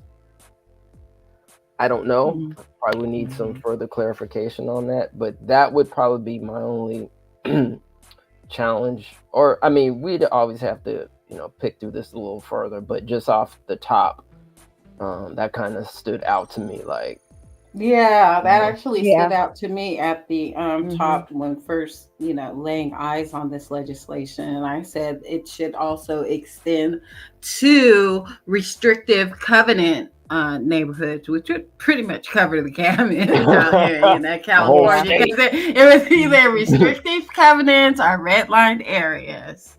Mm-hmm. Mm-hmm. Yeah, restricted. I mean, it was all. I mean, even like even if we take, for example, Sacramento, right? If That's people what go I'm watch thinking our about. documentary, I mean, there's just so many stories about, people coming to Sacramento and being restricted to certain areas within Sacramento.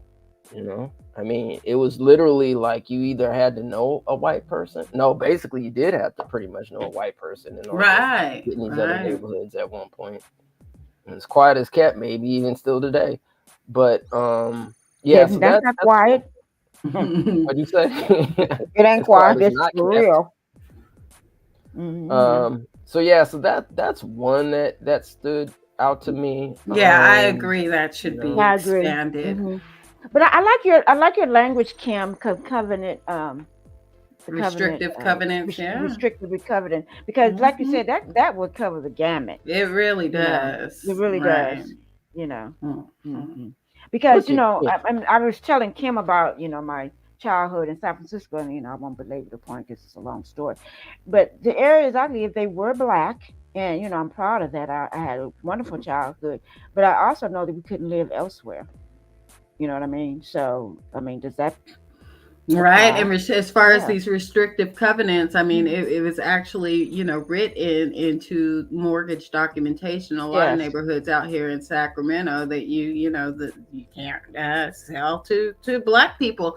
And they actually just had a woman out here in Sacramento, and she pushed for them removing that language because she found it offensive. I thought that the language should not be removed. I mean, No, let's absolutely not. Absolutely not. keep That's it out. erasing history. Yeah, that's erasing history. So they decided to take it out as recently as like 2019, I believe, is when they had to push for that. And I was opposed to it. I'm like, they should leave that language in. So we know what happened throughout But history. also, Kim, not only restricted covenants for mortgages, what about even just being able to rent somewhere? Renting also, You know, yeah. also, like Yamoya you know? said, if you go to Reparations Now, the documentary available to stream on Tubi TV. I mean, that's one of the stories that's in there, that you just couldn't rent unless you had a white person go pretend to need to rent something, and then all of a sudden units became available. So Absolutely. So this is a great start. I think do you two understand the difference now between what's this bill number again? Is this 1013? Well, I still have a few questions. I noticed on the redacted, a lot of the redacted portions in 1013, they took out the language of grants and put in the monies. But the 1007 had grant language. So does that mean it needs to be paid back? I mean, what's the difference? Why so much redacting on the grant language and inclusion of the money language on one bill and grant language on the other bill? It's just kind of my observation. Okay. Yeah, because I was a little bit confused. Briefly read over. Would the grant be because it's the new home ownership opposed to assistance in property taxes? I don't know. That's what we're going to need clarification on. Yeah, because this one says property assessment relief grant program.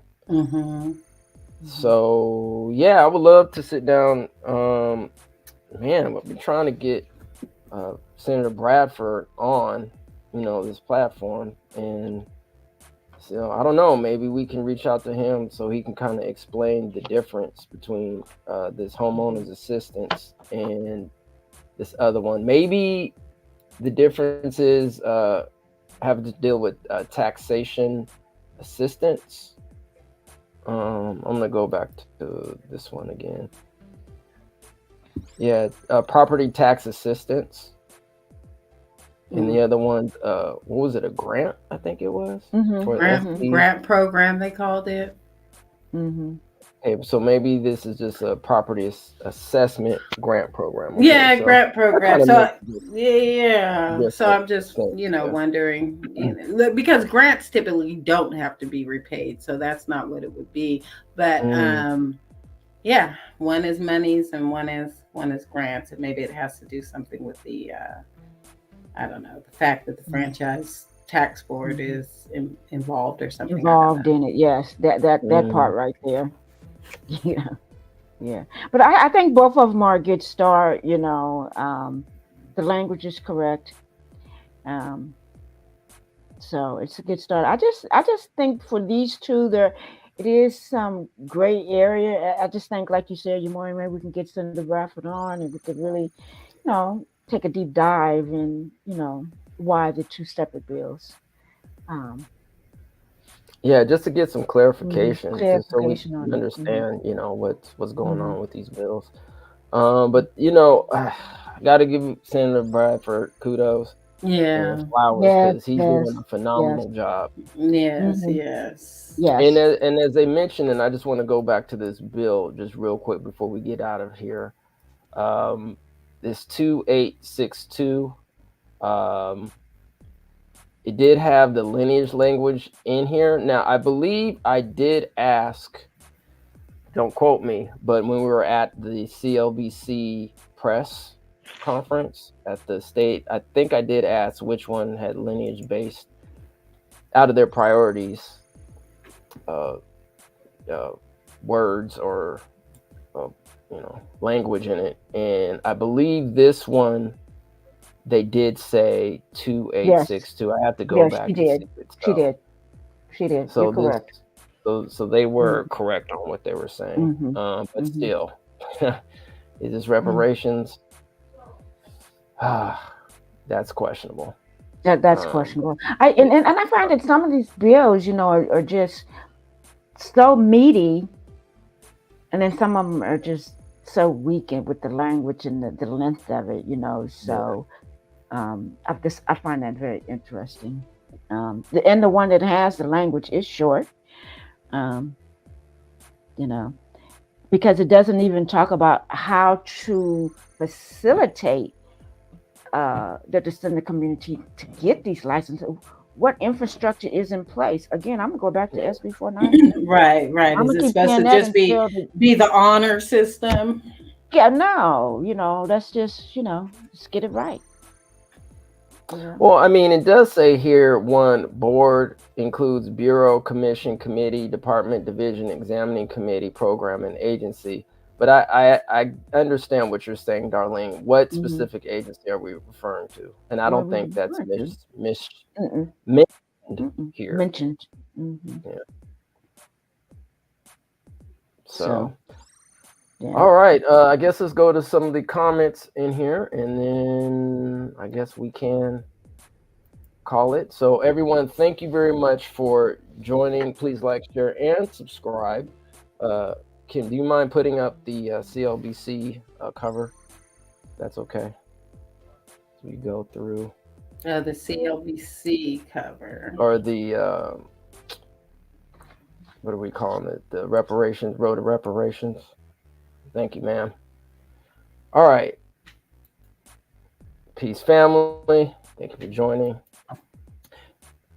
As always, Sharice, appreciate you. Oh, by the way, family, we're going to be taking a hiatus for like 2 or 3 weeks, possibly. But one of these Sundays, I know me specifically, but we talked about doing the Bureau of Indian Affairs. So just to kind of take a look at that, Sharice, in the chat, or if you're still listening to this, definitely want to have you on the program as we're reading some of the, I believe it was the 1866, don't quote me, act.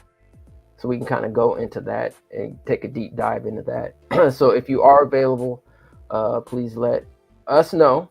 and maybe we can do it one of these Sundays as we're taking this hiatus from this reparations bill readings, what they're calling priority bills, and so forth.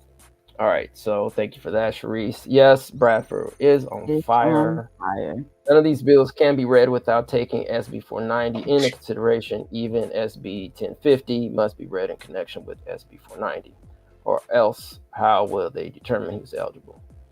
Thank you. Boom.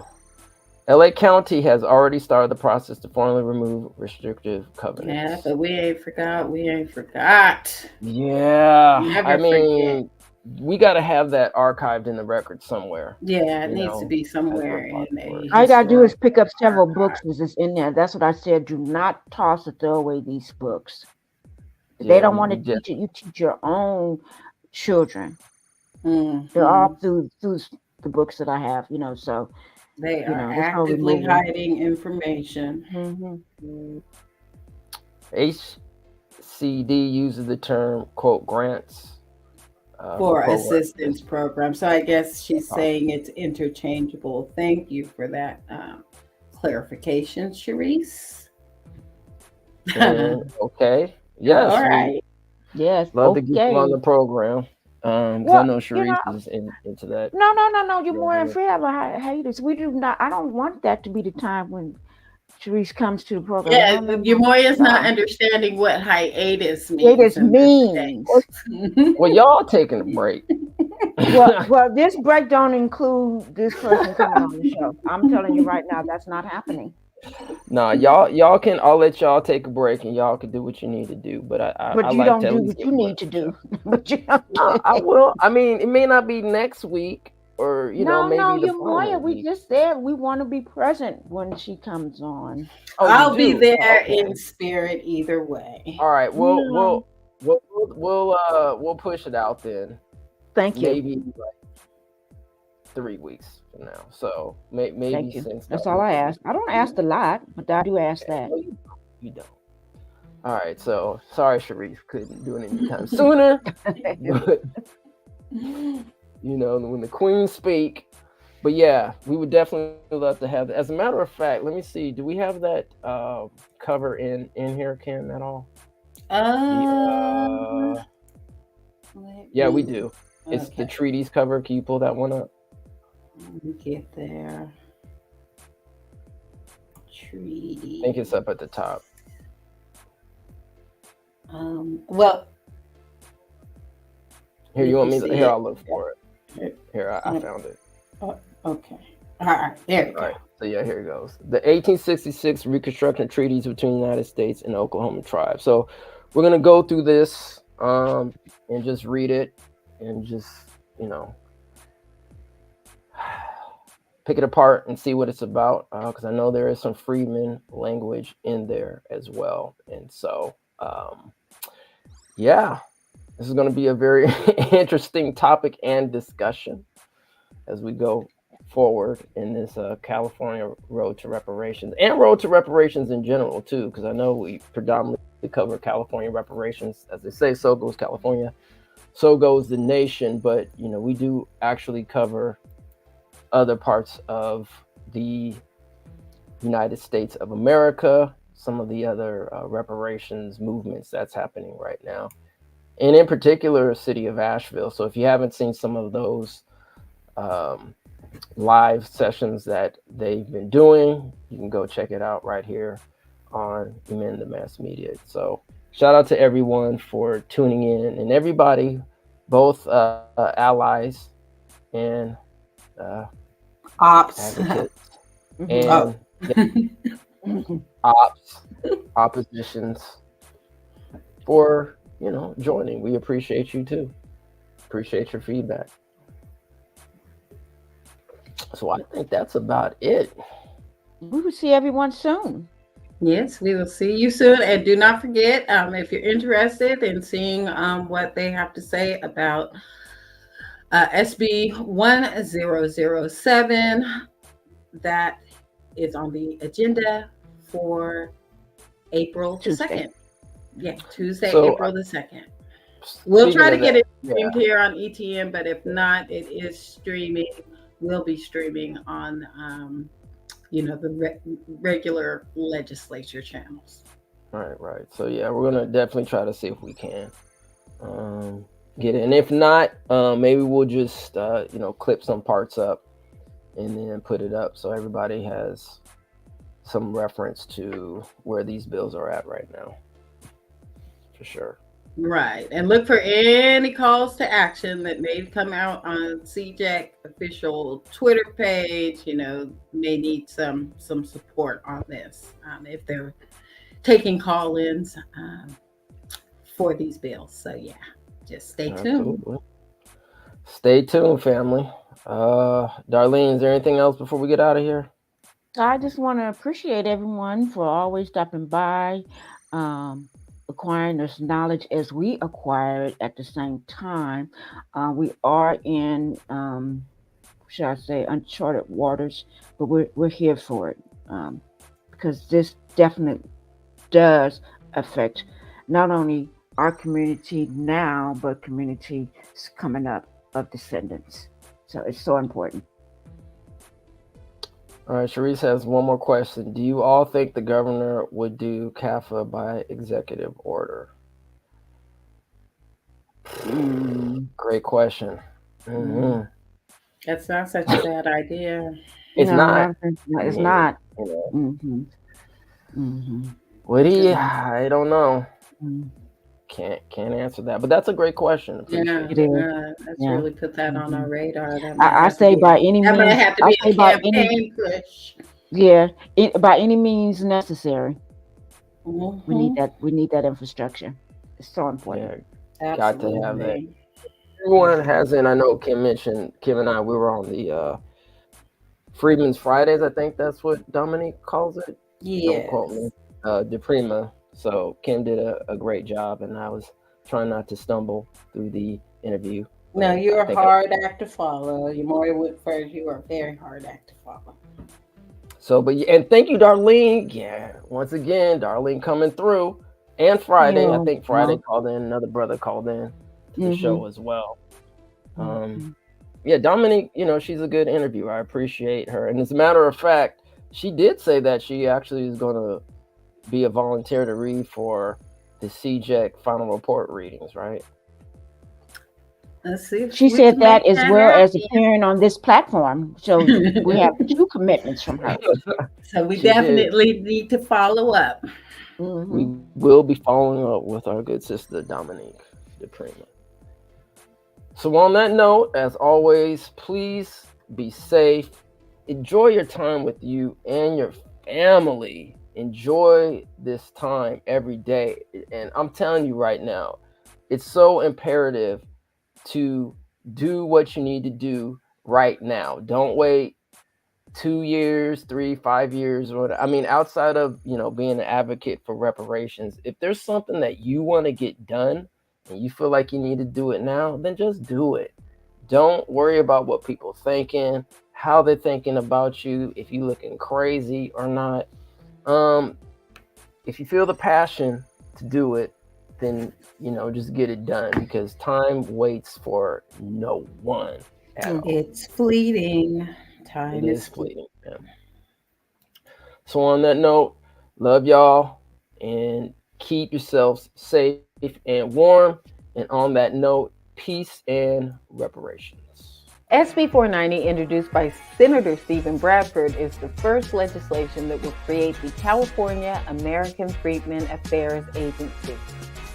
The CAFA agency is a recommendation from the California Reparations Task Force final report. Possible offices within the agency could include genealogy, strategic communications, data research collection, as well as general counsel with social services and family affairs. Tell your representative to support the upcoming 2024 reparations legislation. Find them at findyourrep.legislature.ca.gov.